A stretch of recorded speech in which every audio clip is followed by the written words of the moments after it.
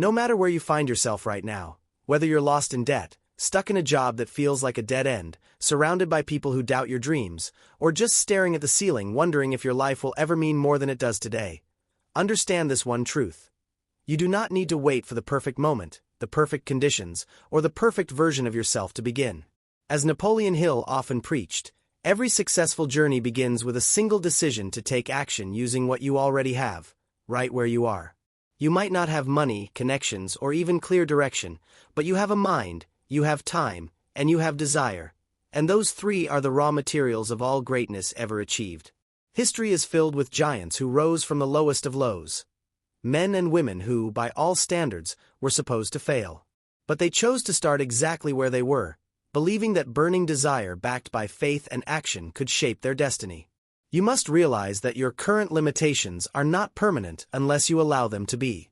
Hill said, "Whatever the mind can conceive and believe, it can achieve." And this is not just a slogan, it's a map. Conceive it.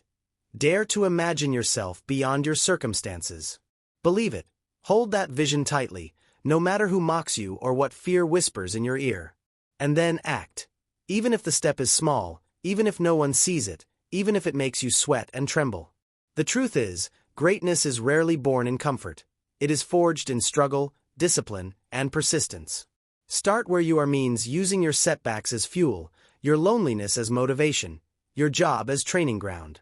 If your life feels meaningless now, it's only because you haven't assigned it a mission yet. Don't wait for a better mood, more clarity, or applause.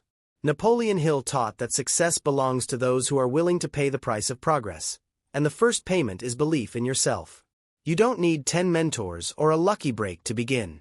You only need to stop telling yourself the story that you're not ready. You are ready. You have breath in your lungs and a dream in your heart.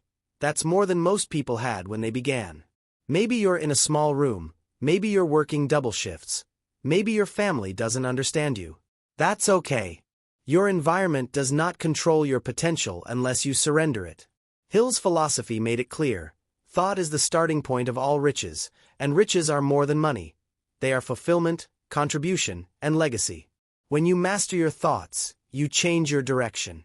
When you discipline your emotions, you gain control over your days.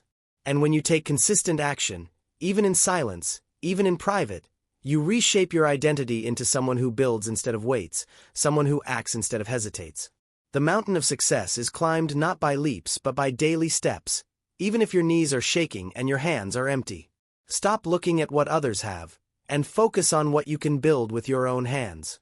Your progress might be invisible today, but if you persist, it will become undeniable tomorrow.